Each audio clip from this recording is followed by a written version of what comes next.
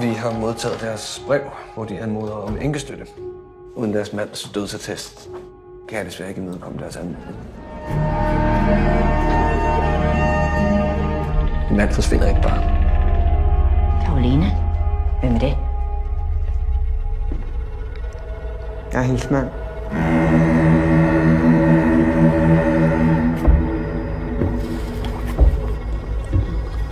Har du været?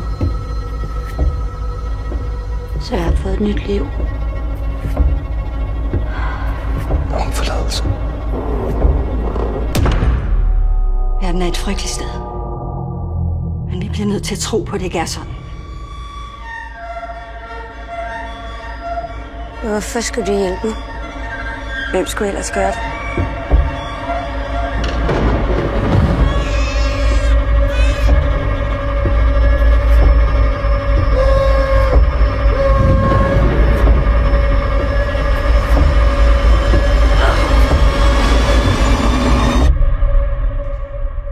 Hvad gjorde du med dit barn?